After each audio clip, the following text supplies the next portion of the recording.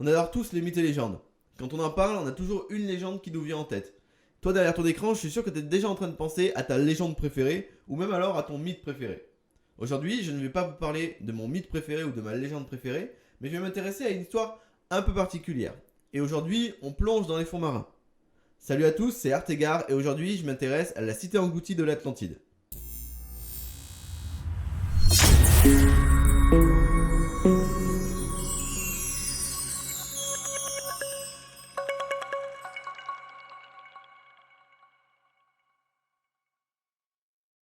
La légende de l'Atlantide commence par Platon. C'est le premier à l'évoquer en 350 avant Jésus-Christ, dans deux dialogues, Timée et Critias.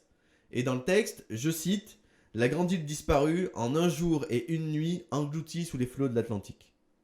Dans le texte, le Timée, le poète et historien Critias a raconté à ses interlocuteurs que l'histoire de l'Atlantide a été révélée à Solon, le grand législateur athénien du 6e siècle, par un prêtre égyptien du temple de Saïs, vers 590 avant Jésus-Christ. Les Atlantes étaient de grands bâtisseurs. Leur capitale était bâtie sur une colline, entourée par une série concentrique d'enceintes et de douves. Des tunnels creusés dans ces enceintes permettaient aux navires d'atteindre la ville. Le diamètre de la ville était d'environ 10 stades, ce qui fait environ 18 km. Derrière la ville, on pouvait y voir une grande plaine cultivée de 3000 stades sur 2000, ce qui fait 500 km sur 360 km.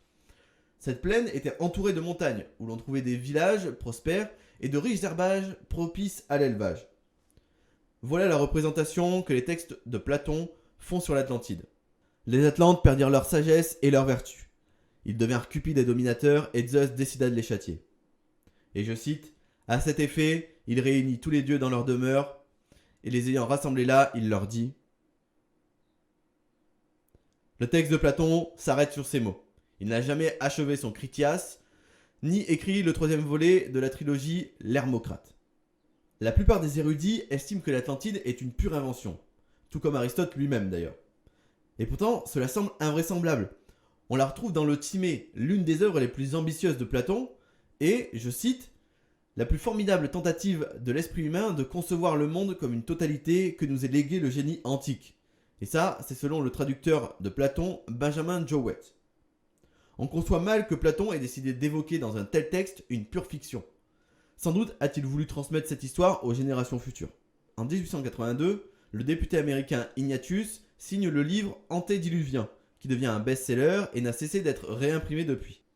Dans son livre, Ignatius Donny s'interrogeait sur la réalité de la catastrophe relatée par Platon, et concluait par l'affirmative en soulignant que les catastrophes naturelles enregistrées dans les temps modernes ont provoqué des ravages comparables à ceux décrits par Platon. Il examinait aussi toutes les légendes concernant le déluge, que ça aille de l'Égypte au Mexique, en relevant toutes leurs similitudes. Il notait aussi que les monuments anciens érigés des deux côtés de l'Atlantique présentaient de nombreux traits communs.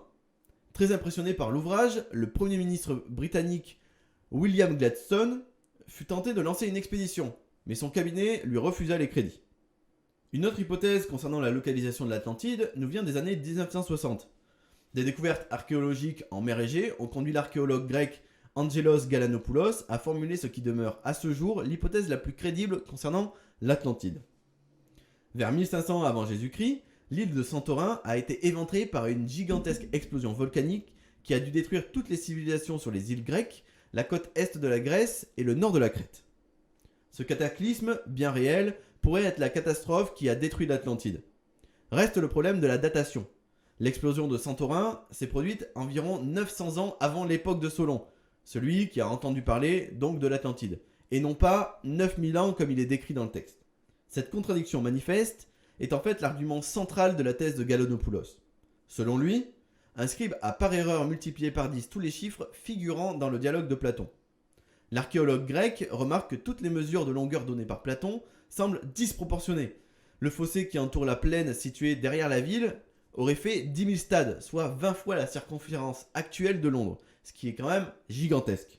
Si l'on suit la théorie de Galanopoulos, les dimensions de cette plaine paraissent nettement plus plausibles, si l'on postule qu'elle mesurait 50 km de longueur et 36 km de large, et non pas 500 km de longueur et 360 km de large, comme j'ai dit en tout début de vidéo.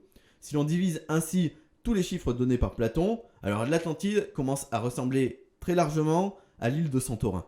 Mais comment une telle erreur a pu-t-elle se produire alors ? Galanopoulos Suppose qu'un copiste a confondu le symbole égyptien représentant le chiffre 100, qui est une corde enroulée, et celui qui représente le chiffre 1000, qui est une fleur de lotus. Il subsiste toutefois une seule objection majeure, c'est Platon qui situe clairement l'Atlantide au-delà des colonnes.